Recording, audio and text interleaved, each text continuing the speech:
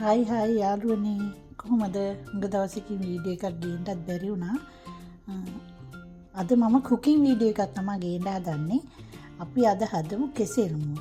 බලන්න මේ කෙසෙල් මුවක වටිනාකම කොච්චරද කියලා. ඩොලර් 6.68ක්. අපේ වතුවල ලංකාවේ කොච්චර මේ අහක යනවද? සමහරු කණ්ඩ කැමති නෑ. මම නම් දැක්ක මොහොතක මේවා ගන්නවා. ඒ තරම් මේවා මේ හොඳ එළවලුවක් විදිහට තමයි සැලකෙන්නේ. අපි බලමු මේක කොහොමද හදන්නේ කියලා. මේ කෙසෙල් මේ ගොරෝසු කොටස අපි මේවා අයින් කරන්න ඕන. මේ විශේෂයෙන් කෙසෙල් හදනකොට ආනමාරු කෙසෙල් නෝ ගන්න එපා. ඒක ටිකක් අස්තයි කියලා තමයි අහලා තියෙන්නේ. මේ විදිහට මේක අයින් කරන්න ඕන.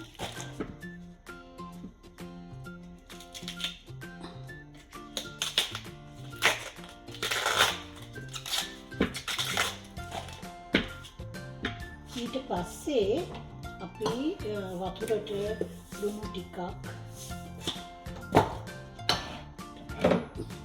මොකද කහට පිපෙනවා මේවා. ඒකට කහ ටිකක් එහෙම දාගන්න.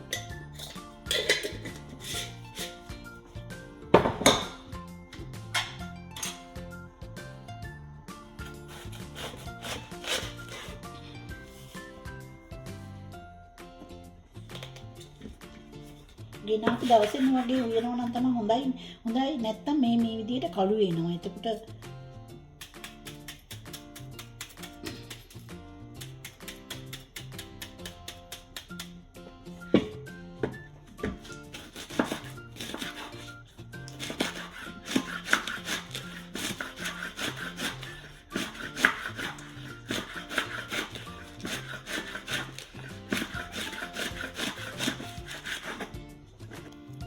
දැන් මේ වතුරට කපලා දාගත්ත අපි මේ කෙසෙල් මුව ටික මිරිකල ඇතිලියකට උයා ගන්න ඇතිලියකට දැම්මට පස්සේ අපි ලියාගත්ත කරපිංචා, රම්පේ, සුදු ලුණු, රතු ලුණු මේ සියඹල ඇටයක් දානවා.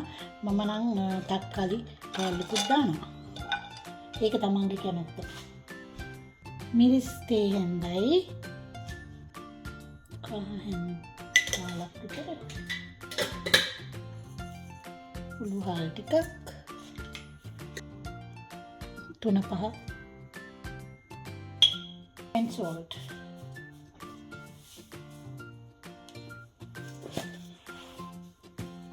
ඊට පස්සේ අපි මේක අපේ උයන් ඉස්සෙල්ලා අපි දන්නවනේ අත් හොඳට හොදගෙන මේක හොඳට කලවම් කරගන්න ඕන. කලවම් කරලා ගින්දර වැඩි කරලා විනාඩි 3-4ක් ලිපේ තියාගමු. මුලින්ම ගින්දර ටිකක් වැඩි කරලා විනාඩි 5-6ක් තියන්න ඕන.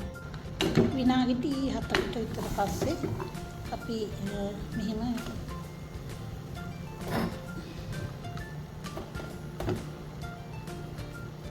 අනිත් පැත්තට මේ අපි මොකුත් දැම්මේ නැහැ. මේ හොදපු වතුර වලින් තමයි මේ තැම්බෙන්න තියලා තිබ්බේ. දැන් තක්කාලි ලුණු දාපුවාම ඒවයේ වතුර වගේ මතු වෙනවා. ඒකෙන් තැම්බුණාම හරි. දැන් අපි බලමු කොහොමද කියලා. දැන් හොඳට තැම්බිලා තියෙන්නේ. ඒ වතුර හිඳිලා තියෙන්නේ. දැන් මේ විලාවේ අපි උකු පොල් කිරි දාන්න ඕනේ. තමන්ට කැමති ප්‍රමාණයක් දාගන්න.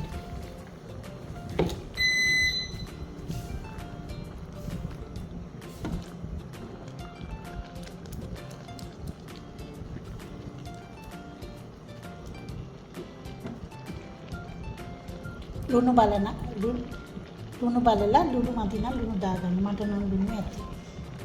දැන් කිරි දාලා හොඳට උතුරවනවා. පස්සේ මට හිතෙනවා දැන් මේ හොදි ගාන ඉස්ම ගාන ඇති කියලා. ඊට පස්සේ මම ලිප ඔෆ් කරනවා. ලිප ඔෆ් කරලා මම ඝනකම ඇතිලියක මේ කෙසෙල් මුව එක උයන්න ගත්තේ. ඒ හින්දා මම වෙන භාජනයකට මාරු කරනවා. ඉතින් මේ කොහොමද කියලා බලමු. ඊට පස්සේ අපි වෙනත් භාජනයකට මාරු කරමු.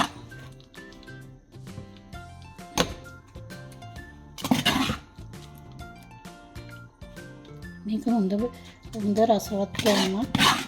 මේ සතියකට වරක්වත් කනවා නම් හොඳයි. ඇත්තටම මම නම් දැක්කම දිනනලා උයලා කනවා.